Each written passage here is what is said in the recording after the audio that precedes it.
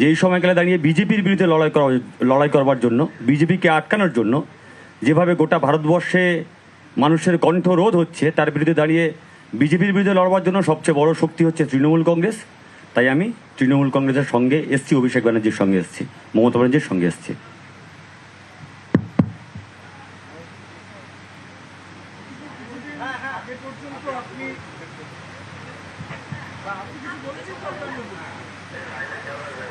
না, প্রতিকূল তার কথা বলেছেন। আমি প্রতিকূলের সাথে বিগত দিনেও অনেকবার কথা বলেছি। আমার বিরুদ্ধে প্রতিদ্বন্দ্বিতাও করেছিল 2024 সালে, আপনারা জানেন। ওর বাড়ি ডায়মন্ড হারবার 1 নম্বর ব্লকের বাসুলডাঙ্গা বলে একটা গ্রাম পঞ্চায়েত আছে, সেখানে। তো আমি দীর্ঘদিন ধরে ওকে দেখেছি, ওর কথা শুনেছি। সামনাসামনি আমার কোনোদিন দেখা হয়নি। এবং সিপিএম দলে যে কজন, বিশেষ করে এই প্রজন্মের যারা প্রতিনিধিরা লড়াই করছেন, আমি লড়াই করছেন কথাটা অত্যন্ত সচেতনভাবে ব্যবহার করছি। তার কারণ যেটুকু মিছিল মিটিং হয় এদেরকেই দেখা যায়, বাকি তো সিপিএম খালি টিভির পর্দায় রয়েছে আর সোশ্যাল মিডিয়ায় যত বিপ্লব। এবং পুরো ক্ষোভ বা তাদের যে আক্রমণটা, সেটা তৃণমূল কংগ্রেস, মমতা বন্দ্যোপাধ্যায় আমাকে তো করেই, কিন্তু শালীনতার একটা গণ্ডির মধ্যে থেকে কাজ করা এবং রাজনৈতিক লড়াইটা লড়া, কোনো মতে সেই শালীনতার গণ্ডি যাতে কেউ অতিক্রম না করে। আজকালকার দিনের যারা সিপিএমের প্রতিনিধিরা সোশ্যাল মিডিয়ায় বক্তব্য রাখছেন বা সমাজ মাধ্যমে বা সংবাদ মাধ্যমে যায়, তাদের অনেকের কথা আমি শুনি। ব্যক্তিগতভাবে আমি প্রতিকূলকে দেখেছি কোনোদিন তারা কোনো দলকে আক্রমণ করেনি।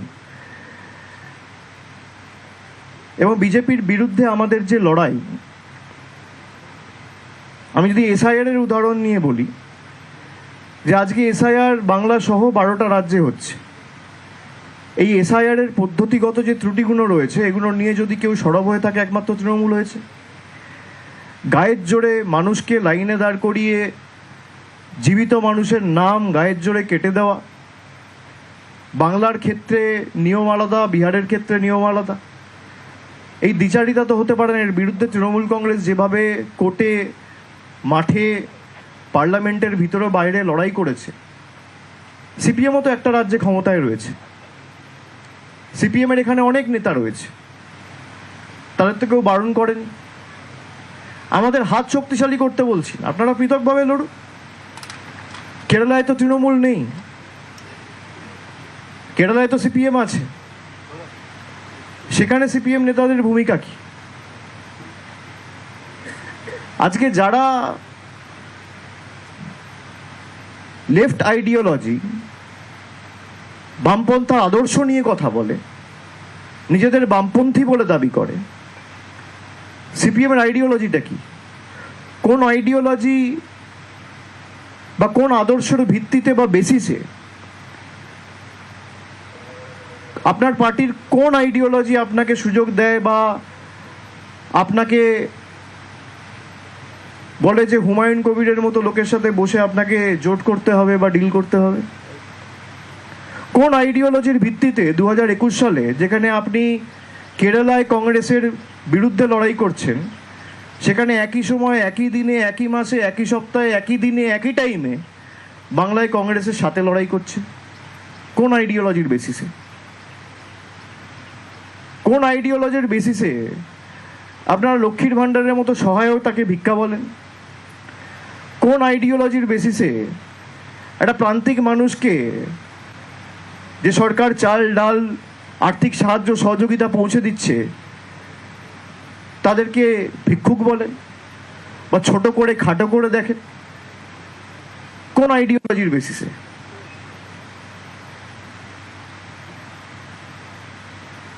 সিপিএম এর আইডিওলজি কি? অনেকে জিজ্ঞেস করে তৃণমূলের আইডিওলজি কি? আমাদের আইডিওলজি ওয়েলফেয়ারিজম। একটা প্রান্তিক মানুষকে সহযোগিতা, সাহায্যের হাত বাড়িয়ে দেওয়া, গ্রামের একদম প্রান্তিক এলাকায় যে দাঁড়িয়ে আছে সেও যেন পরিষেবা থেকে বঞ্চিত না হয়। মমতা ব্যানার্জি অপরাধ করেছেন, আমাদের সরকার অপরাধ করেছেন লক্ষ্মীর ভাণ্ডার দিয়ে। রাজ্যটাকে নাকি দেউলিয়া করে দিয়েছে। 34 বছর যারা ক্ষমতায় ছিল, ঋণের পরিসংখ্যান ছিল 2,04,000 কোটি টাকা। কাউকে তো ভাতাও দেননি, দুটো মাল্টি সুপার স্পেশালিটি হাসপাতাল করেননি, 4টে বিশ্ববিদ্যালয় করেননি। কোন আইডিওলজির বেসিসে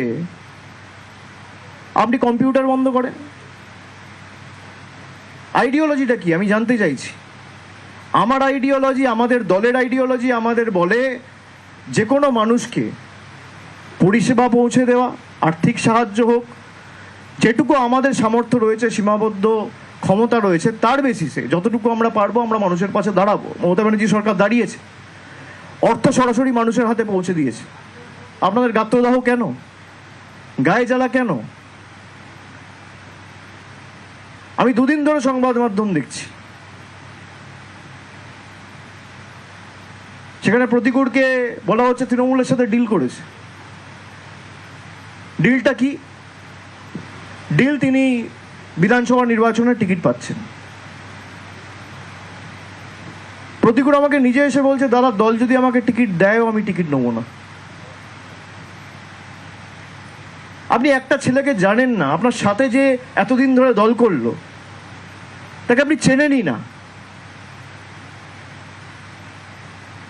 আপনি তাকে আগেই ঘোষণা করে দিলেন যে সে বেঈমান, সে গদ্দার। তার কারণ আপনার কাছে সে বশ্যতা স্বীকার করেনি, আপনার হ্যাঁতে হ্যাঁ মেলায়নি, আপনার স্তাবকে পরিণত হয়নি। খুব গায়ে জ্বালা সেলিম বাবুদের। তৃণমূলের সাথে ডিল হয়েছে, সংবাদ মাধ্যমে স্নো পাউডার মেখে ঘুরে বেড়ানো নেতা বলে দিচ্ছে তৃণমূলের সাথে সেটেলমেন্ট হয়ে গেছে। আমি এটা সংবাদ মাধ্যমে বলতাম না, কিন্তু আমি যদি এটা না বলি, মানে আমার এটা বিবেকে লাগবে যে আমি কিছু বলার আগেও এসে আমাকে বলছে যে আমি বিধানসভা নির্বাচনে দাদা কোনো টিকিটের জন্য আসিনি, আমি দল টিকিট দিলেও নেবো না, আমি সংগঠনে কাজ করব। আজকালকার দিনে কজনকে পাওয়া যাবে যার রাজনীতিতে কোনো চাওয়া পাওয়া নেই? রাজনৈতিক কর্মী সমর্থক প্রত্যেক দলেরই থাকে, কিন্তু ভালো কর্মী আপনি কোথায় পাবেন? তৃণমূলেও যেমন ভালো খারাপ আছে, বিজেপিতেও ভালো খারাপ আছে, সিপিএমও আছে, সব দলেই থাকে। যাদের চাওয়া পাওয়ার কিছু নেই, মানুষের জন্য নিঃস্বার্থে কাজ করতে চায়, মানুষের জন্য সর্বক্ষণের কর্মী হয়ে কাজ করতে চায়, এর জন্য কারোর রবার স্ট্যাম্পের প্রয়োজন হয় না। সিপিএম এর জোনাল কমিটি, লোকাল কমিটি আর আলিমুদ্দিনে বসে থাকা নেতারা আমার সার্টিফিকেট দেবে, তারপর আমাকে বামপন্থী হিসেবে গণ্য করা হবে। এটা একই জিনিস। আমরা বলি আমরা স্বামী বিবেকানন্দর হিন্দু ধর্মে বিশ্বাস করি, যোগী আদিত্যনাথের হিন্দু ধর্মে বিশ্বাস করি না। মমতা বন্দ্যোপাধ্যায়কে মহেশ্বতা দেবীর মতো একজন লেখক তিনি প্রকাশ্যে বলেছিলেন, আমার এখনো মনে আছে, খুব সম্ভবত উলুবেড়িয়ার একটা সভা থেকে, যে মমতার বয়স বাড়ছে, এনার্জিও বাড়ছে। আমার এখনো মনে আছে। মহেশ্বতা দেবীর মতাদর্শ কি ছিল? অমর্ত্য সেনের মতাদর্শ কি? অমর্ত্য সেন বলছেন দেশের যোগ্য প্রধানমন্ত্রীর পদপ্রার্থী হচ্ছে মমতা বন্দ্যোপাধ্যায়। আমি বলছি না, আপনারা আমাকে মিসকোট করবেন না। অমর্ত্য সেন বলছেন। তার আইডিওলজি কি? তিনি বামপন্থী নয়? যাকে অমর্ত্য সেন, মহেশ্বতা দেবীর মতো ব্যক্তিত্বরা স্ট্যাম্প দিয়েছে, তাকে মোহাম্মদ সেলিমের স্ট্যাম্পের জন্য অপেক্ষা করতে হয় না। যারা তৃণমূলের আইডিওলজি নিয়ে কটূক্তি করে, ব্যঙ্গ বিদ্রুপ করে, সে তৃণমূল দলটার কোনো আইডিওলজি নেই। আমার আইডিওলজি ওয়েলফেয়ারিজম। একটা গ্রামে যদি আগুন লাগে, কাউকে পান না পান, ফায়ার ব্রিগেডে প্রথম ফোনটা করবে তৃণমূলের সেই পঞ্চায়েতের নেতা বা কর্মী। এটাই আমার আইডিওলজি।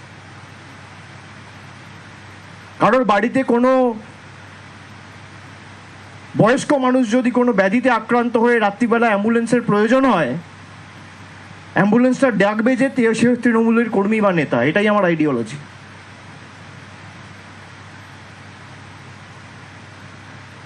লকডাউনের সময় যাতে কাউকে অভুক্ত অবস্থায় শুতে না হয়, আমরা কমিউনিটি কিচেন করে মানুষের বাড়িতে খাবার পৌঁছে দিয়েছি, মানুষের বাড়ির বাইরে গিয়ে কাউকে এসে লাইনে দাঁড়িয়ে খাবার নিতে হয়নি। এটা আমার আইডিওলজি। নারী ক্ষমতায়নের কথা অনেকে বলেছে, মানুষকে সে নারী ক্ষমতায়নের মডেলকে বাস্তবায়িত করেছেন মমতা বন্দ্যোপাধ্যায়। 1500 টাকা করে লক্ষ্মীর ভাণ্ডার মহিলাদের ব্যাংক অ্যাকাউন্টে সরাসরি ডিবিটি করে, এটা আমার আইডিওলজি। যুবশ্রী করেছেন তিনি। আমরা তো জিজ্ঞেস করছি না কেউ বিজেপি করে কে সিপিএম করে। যারা মাধ্যমিক পাশ করেছেন কিন্তু এখনো চাকরি পাননি, তাদেরকে সাহায্য করে সহযোগিতার হাত বাড়িয়ে দিয়েছে আমাদের সরকার, তার যাতে অসুবিধা না হয়। সে বলছে অনেকে বলছে 1500 টাকায় কিছু হয় না। আমি মানি 1500 টাকায় কিছু হয় না, কিন্তু তাকে যদি আগামী দিন 5টা জায়গায় ইন্টারভিউ দিতে হয়, তাকে মায়ের কাছে হাত পাততে হবে না। এই 1500 টাকা করে গাড়ি ভাড়া দিয়েছে, নিজের ইন্টারভিউটা নিজে দিতে পারবে। এটা আমার আইডিওলজি।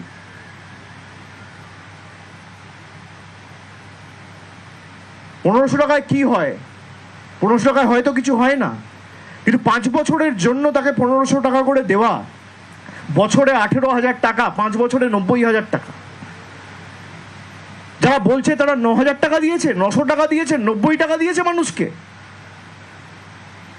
এই 2,04,000 কোটি টাকা ঋণের হিসাব কোথায়? আপনি মমতা বন্দ্যোপাধ্যায় সরকারের আমলে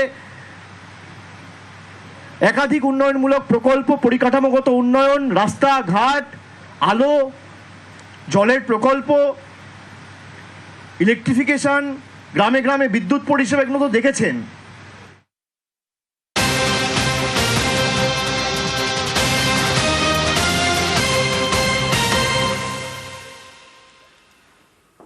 আসছি পরের খবরে। ভাষা দিবসের অনুষ্ঠান আর সেখানে মুখ্যমন্ত্রীর সঙ্গে অনন্ত মহারাজ। এসআইআর আবহে মুখ্যমন্ত্রীর সঙ্গে বিজেপি সাংসদ। এসআইআর প্রক্রিয়া নিয়ে কেন্দ্র কমিশনকে নিশানা অনন্ত মহারাজের। ভাষা দিবসের অনুষ্ঠানে মুখ্যমন্ত্রী মমতা বন্দ্যোপাধ্যায়ের সঙ্গে অনন্ত মহারাজ। এসআইআর আবহে মুখ্যমন্ত্রীর সঙ্গে বিজেপি সাংসদ অনন্ত মহারাজ। এসআইআর প্রক্রিয়া নিয়ে কেন্দ্র কমিশনকে নিশানা অনন্ত মহারাজের। রাজবংশী সম্প্রদায়ের সামগ্রিক উন্নয়নে সদর্থক ভূমিকার স্বীকৃতি স্বরূপ পশ্চিমবঙ্গ সরকারের পক্ষ থেকে অনন্ত মহারাজকে বঙ্গবিভূষণ সম্মাননা অর্পণ করতে পেরে আমরা গর্বিত। এবং মুখ্যমন্ত্রীর সঙ্গে একই মঞ্চে ভাষা দিবসের অনুষ্ঠান, সেখানে অনন্ত মহারাজ কতটা তাৎপর্যপূর্ণ জানাবে আবির। অনন্ত মহারাজের হাতে স্মারক ও চিক তুলে দিচ্ছেন শ্রদ্ধেয় মুখ্যমন্ত্রী মমতা বন্দ্যোপাধ্যায়। আবির, শোনা যাচ্ছে?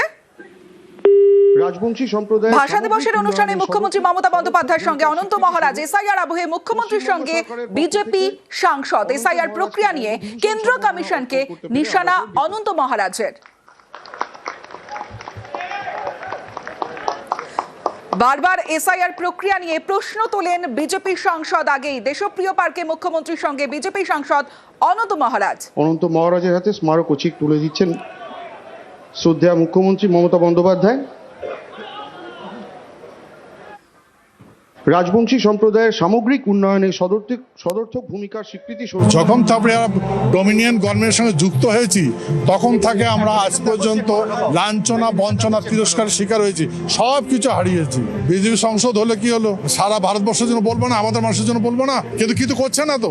ভারতবর্ষে যত মুখ্যমন্ত্রী আছে সবার সঙ্গে আমি আপনার উপস্থিতি নিয়ে প্রশ্ন হচ্ছে, আপনি বোধহয় শীঘ্রই জয়েন করবেন। জীবন জোয়ারের জল সমুদ্রের ছায়া, ভোলে না কখনো মন তৃষ্ণার কায়া, ফুটিল গগনে ফুল মৃদুতলে বাস, সূর্যবিহীন প্রকাশ নাহি অবকাশ, কর্ম যাহা করিয়াছ তুচ্ছ গান ভাবি, সময়ের সংকেতে তুমি সব বুঝিতে পাবি।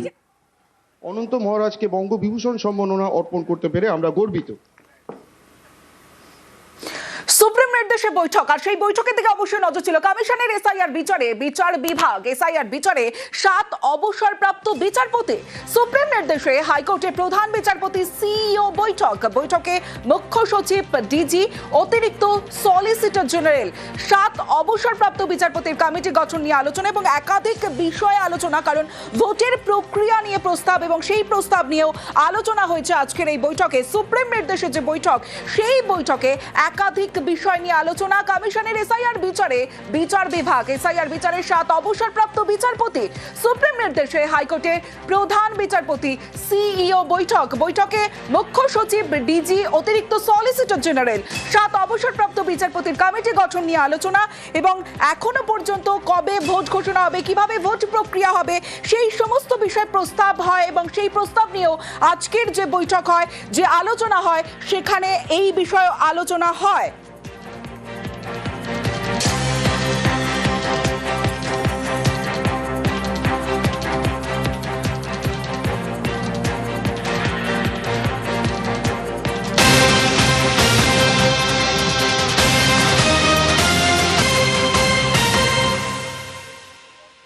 ভাই তিনি এখানে উপস্থিত হয়েছেন আজকের এই সমাবেশে, ভাষা সমাবেশে। আমি তাকে আমার প্রণাম জানাই। আমি প্রণাম জানাই প্রতুলদার স্ত্রীকে। শারীরিকভাবে প্রতুলদা হয়তো উপস্থিত নেই, কিন্তু বৌদির উপস্থিতি প্রতুলদার স্মৃতিকে মনে করিয়ে দেন। আমি যত বছর 21শে ফেব্রুয়ারি করেছি, প্রতুলদা এখানে এসে আমি বাংলার গান গাই গেয়েছেন। মৃত্যুর কয়েকদিন আগেও তার কাছে রোজ যাবার আমার সুযোগ হতো। মৃত্যুর আগের দিন 2 দিন ধরে তিনি কারোর সাথে কথা বলছিলেন না, পুরো নীরবে নিঃশব্দে চলে যেতে চাইছিলেন। আমি গিয়ে ডাকলাম, আমাকে ডাক্তার নাসরা বলছেন উনি 48 ঘন্টা কথা বলছেন না, বৌদিও জানেন। আমি গিয়ে ডাকলাম, ও প্রতুলদা, প্রতুলদা, আমি মমতা এসছি,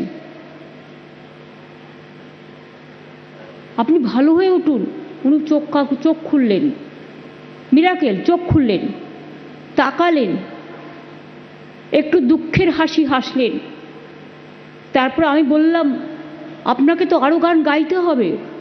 উনি আমাকে হাতটা দেখেই বলছে, আর পারবো না। তারপরের দিন তিনি প্রয়াত হলেন।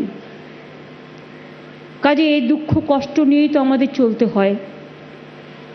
গতকাল আমরা হারিয়েছি বিশেষ সাহিত্যিক প্রয়াত মণিশঙ্কর মুখোপাধ্যায়কে, জনপ্রিয় সাহিত্যিক। তার অবদান অনেক বেশি। আমি তার পরিবারবর্গকে আমার সমবেদনা এবং তার স্মৃতির প্রতি শ্রদ্ধার্ঘ্য নিবেদন করছি। আমাদের মধ্যে যেমন আজকে রাজবংশী সমাজ থেকে অনন্ত মহারাজ এসেছিলেন, তেমনি বাউরি সম্প্রদায় বলুন, বাগদি সম্প্রদায় বলুন, বাউল সমাজ বলুন, মতুয়া বলুন, হিন্দিভাষী বলুন, উর্দুভাষী বলুন,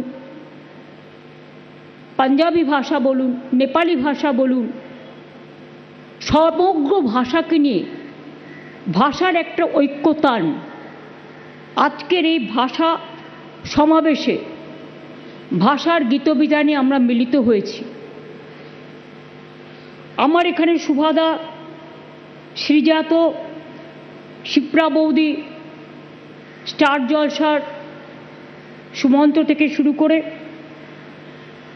আমি জিটিভির থেকে শুরু করে, আমি জয়দা, আবুল বাসার, লীনাদি, আমাদের সকলের শ্রদ্ধেয় গণেশ হালুই, তিনি যে এসে উপস্থিত হতে পেরেছেন এর জন্য আমরা তার কাছে খুব কৃতজ্ঞ।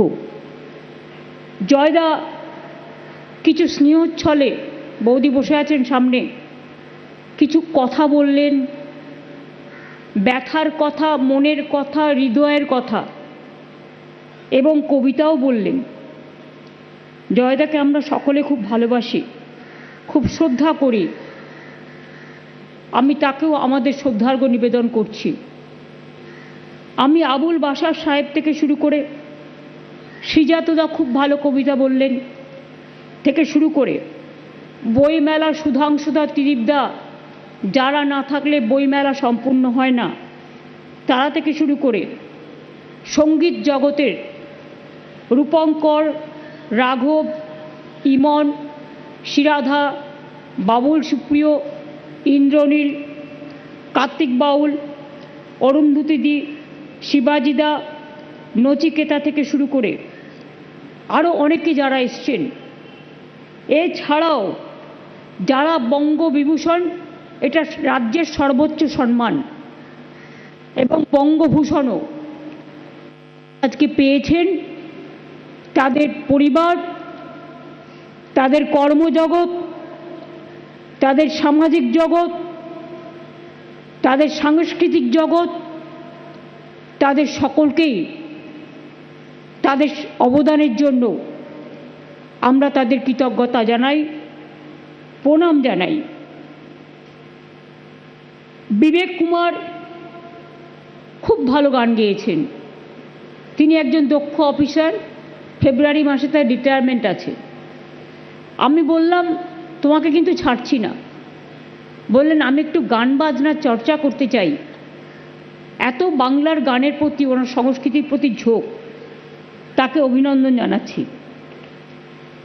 পরমব্রত, টনি, মনোময়, ব্রাত্য, লোপা, নাজিবুল, অদিতি, ববি, অরূপ, দেবা, আমার কলকাতা পুলিশ কমিশনার, শান্তনু, বিশেষ করে আইএনসিএস সেক্রেটারি সহ কর্পোরেশনের সকলে, সুমিত সহ, জুন সহ, অনন্যা সহ, মালা সহ, বক্সিদা সহ, সব নাম বলতে গেলে হয়তো অনেক সময় লেগে যাবে, কাজে সেই জন্য সবাই যারা উপস্থিত আছেন এবং বিশেষ করে নিচেও যারা উপস্থিত আছেন, আমি টেলিজগতের অনেক বিখ্যাত সিরিয়ালের অভিনেতা অভিনেত্রীদের দেখতে পাচ্ছি। আমি তাদের সকলকে এই ভাষা দিবসে আমাদের শুভ নন্দন জানাচ্ছি। এবং বিশেষ করে 21শে ফেব্রুয়ারির এই যে স্ট্রাকচারটা আপনারা দেখতে পাচ্ছেন, যারা মারা গিয়েছিলেন ভাষা আন্দোলনে, এটা আমি যখন এমপি ছিলাম দক্ষিণ কলকাতার, তখন কিচ্ছু ছিল না ভাষা আন্দোলনের। তখন সুভাদাকে দিয়ে আর্কিটেক্টটা তৈরি করে, আর্কিটেকচারটা আমি আমার এমপি ল্যাড থেকে করিয়েছিলাম। তারপর থেকে আমাদের এখানে প্রোগ্রাম হয় প্রতিবার, এবং আমাদের আরেকটা আমি করেছি যোগেন্দাকে দিয়ে, সেটাও খুব সুন্দর। সেটা 21শে বলে একটা ময়দান আছে বিড়লা প্ল্যানেটোরিয়ামের অপোজিটে, পারলে আপনারা দেখে আসবেন, ওটাও খুব সুন্দর। 21শে দারুণ একটা বানিয়েছেন যোগেন্দা, সেই স্ট্রাকচারটাও আছে। আমরা মনে করি 21শে মানে শুধু ভাষা নয়, 21শে মানে মানবিকতা, 21 মানে সর্বভাষার সংহতির এক দর্পণ। যারা মারা গিয়েছেন, জীবন দিয়েছেন, তাদের জন্য এক তর্পণ, ভাষার জন্য আজও যারা লড়ে চলেছেন, সব ভাষাকে সম্মান জানাই আমরা।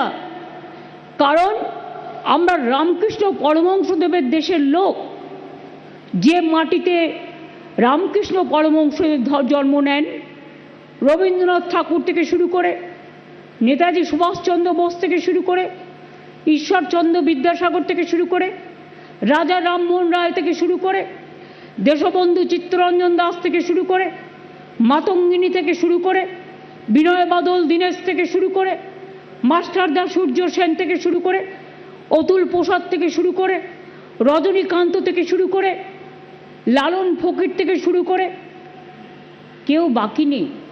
স্বামীজি, স্বামী বিবেকানন্দ এই ভাষাতেই কথা বলতেন। সব ভাষাকে সম্মান জানিয়ে বলি, সব ভাষার উপরেও যদি কোনোদিন কোনো আঘাত আসে, যে কোনো ভাষার উপর, আমরা কিন্তু রুখে দাঁড়াবো। কিন্তু দয়া করে আমাদের ভাষাটাকে অসম্মান করবেন না।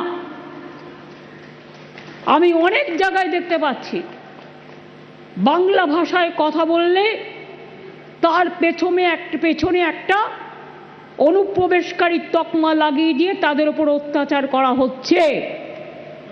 কেন, কি কারণ? দেশটা তো ভারতবর্ষ। এই দেশে আমার এখানেও 1 কোটি 1.5 কোটি লোক কাজ করেন বাইরের। বিহার বলুন, উড়িষ্যা বলুন, মধ্যপ্রদেশ বলুন, রাজস্থান বলুন, গুজরাট বলুন, তামিলনাড়ু বলুন, কই তাদের তো আমরা ভাই বোনের মতো সম্মান করি। তাহলে আমাদের লোকেরা কি অপরাধ করলো যে আজকে তাদের উপরে সন্ত্রাস চালাতে হবে, বুলডোজার চালাতে হবে, আমাদের অস্মিতাকে অসম্মান করতে হবে, আমাদের ভাষায় কথা বলা কি অপরাধ? আমাদের ভাষাকে দখল করার চেষ্টা করা হবে, বাংলার সংস্কৃতিকে অসম্মান করা হবে, বাংলার মানুষের অধিকারকে কেড়ে নেওয়া হবে। আমরা তো কারো অধিকার কাড়ার পক্ষে নই, আমরা গণতন্ত্রের পক্ষে, আমরা সর্বধর্ম সমন্বয়ের পক্ষে। প্রত্যেকটা মানুষের অধিকার আছে।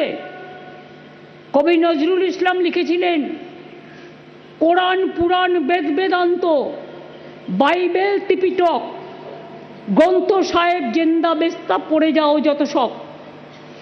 আমরা তো রাজবংশী ভাষা, নেপালি ভাষা, গুরমুখী ভাষা, কামতাপুরী ভাষা, অলচিকি ভাষা, কুরমালি ভাষা, সাদ্রি ভাষা সহ কত ভাষাকে, হিন্দি ভাষা, উর্দু ভাষা আমরা সবাইকে রেকগনাইজ করেছি। আর যারা অত্যাচার করছেন একটা পার্টিকুলার বিধর্মী কিছু লোকজন, বাংলা বিদ্বেষী, তাদের আমি বলি শুনে রাখুন, বাংলা ভাষা আপনাদের দয়া আসেনি। 1950 সালে সংবিধান যখন প্রণয়ন হয়েছিল তখন থেকেই বাংলা ভাষা রেজিস্টার্ড এবং 8ম তপশিলিভুক্ত স্বীকৃত ভাষা হিসেবে স্বীকৃত। কারো দয়া আসেনি। আর যদি ধ্রুপদ নিয়ে বলেন, ধ্রুপদ সাহিত্য সব রাজ্যকে দিয়েছিলেন, একমাত্র বাংলা বাদ ছিল। আমি ব্রাত্যকে থ্যাঙ্কস জানাই এই কারণে, ওরা বাংলা সাহিত্য একাডেমি থেকে 10 বস্তা বই রিসার্চ করিয়ে আমরা দিল্লিতে পাঠিয়েছিলাম, যেটা তারা অস্বীকার করতে পারে না, উইথ এভিডেন্স। আগের বার সাহিত্য একাডেমি দিল্লির, যেটা এখানকারটা ছেড়ে দিন, আমাদের সবাইকে দিই, আমার একটা বই সিলেক্ট হয়েছিল, তাই বাংলাকে বাদ দিয়েছিল। আমি ওদের কোনো উপহার পাওয়ার জন্য লালায়িত নই। আমি মনে করি মানুষের উপহারই আমার কাছে সবচেয়ে বড় উপহার। কিন্তু দয়া করে এবছরও আপনারা বাংলাকে দেননি। কেন দেননি? বাংলায় সাহিত্যিক নেই, বাংলায় সাংস্কৃতিক মনোনীত লোক নেই, বাংলা কবিতা লেখে না, বাংলা গান রচনা করে না, বাংলা গান গায় না, বাংলায় সংস্কৃতি প্রবণ মানুষ নেই, বাংলায় চলচ্চিত্র নেই, বাংলায় টেলি নেই, বাংলায় টলি নেই। বাংলাকে এত অসম্মান কেন করেন? মনে রাখবেন, 21 মানেই সংগ্রাম, আর 21 মানে অঙ্গীকার। জান দেব তবু মান দেব না। মনে রাখবেন, মানব না বাংলার অসম্মান। আজকে বাংলার ওপর চলছে হামলা। এত কিসের তাড়াহুড়ো? বাংলার লোকেদের ভোটার অধিকার থেকে বাদ দেয়া, সংস্কৃতি থেকে বাদ দেয়া, ভাষার সম্মান থেকে বাদ দেয়া। আপনারা কি চান বাংলাটা চলে যাবে? আপনারা কি চান বাংলাটাকে গায়ের জোরে দখল করবেন? আপনারা কি মনে করেন বাংলার মানুষের অধিকার কেড়ে নেবেন? আমি রবীন্দ্রনাথ ঠাকুরের ভাষায় বলি, মানুষের অধিকারে বঞ্চিত করেছো যারে, সম্মুখে দাঁড়ায় রেখে তবু করে দাও না স্থান। অপমানে হতে হবে একদিন সবার তাহার সমান বা সবার সমান। মনে রাখবেন যারা এসব করছেন, বাংলা না থাকলে স্বাধীনতা আন্দোলনের জন্ম হতো না, বাংলা না থাকলে নবজাগরণ হতো না, বাংলা না থাকলে সামাজিক সংস্কার হতো না, বাংলা না থাকলে সতীদাহ প্রথা রোধ হতো না, বাংলা না থাকলে বিদ্যাসাগর যে বিধবা বিবাহ চালু করেছিলেন, শিশু বিবাহ বন্ধ করেছিলেন, তা হতো না। বাংলা না থাকলে কে গাইতো? ফাঁসির মঞ্চে গেয়ে গেল যারা জীবনেরও জয়গান, ৮০ অলক্ষে দাঁড়ায়ছে তারা, দিবে কোন বলিদান। যান গিয়ে দেখে আসুন স্বাধীনতা আন্দোলনে যারা ফাঁসির মঞ্চে গেছেন তার ৯০% বাংলার লোক, আর 10% পাঞ্জাব অবশ্যই আছে, কারণ দুটো দেশের ওপর, দুটো রাজ্যের ওপর এফেক্টটা বেশি হয়েছিল দেশভাগের পর। এবং লড়াইটা তারা করেছিল পাঞ্জাবে জালিয়ানওয়ালাবাগের হত্যাকাণ্ড আপনাদের মনে আছে, যার প্রতিবাদে রবীন্দ্রনাথ ঠাকুর নাইট উপাধি ত্যাগ করেছিলেন। আমরা এসব ভুলে যাই না, এসব আপনারা ভুলে যান। কখনো বিদ্যাসাগরকে অসম্মান করেন, কখনো রাজা রামমোহন রায়কে অসম্মান করেন, কখনো রামকৃষ্ণ পরমহংসদেবকে অসম্মান করেন, কখনো স্বামীজিকে অসম্মান করেন, কখনো নেতাজিকে অসম্মান করেন, কখনো বাংলার মাটিতে অসম্মান করেন। আর সেই বাংলায় সব এজেন্সি দিয়ে গায়ের জোরে সব করায়ত্ত করতে চান। গায়ের জোরে আর যাই করুন, মনে রাখবেন আম গাছে কখনো আমড়া হয় না, আর পেয়ারা গাছে কখনো বাবলার কাটা হয় না।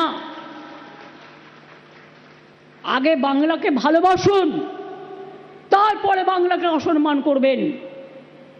বাংলা সব সহ্য করতে পারে, দরকার হলে নিজেদের উজাড় করে দিতে পারে দেশের জন্য, বাংলা মাতৃভূমির জন্য।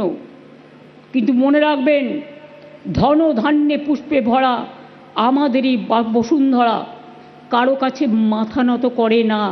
চিত্ত যেটা ভয় শূন্য, উচ্চ যেটা শির, মাথা নত করে মানুষের কাছে। আবার আমি কবিগুরুকে স্মরণ করে বলি, আমার মাথা নত করে দাও হে তোমার চরণ ধুলার তলে, সকল অহংকার হে আমার ডুবাও চোখের জলে।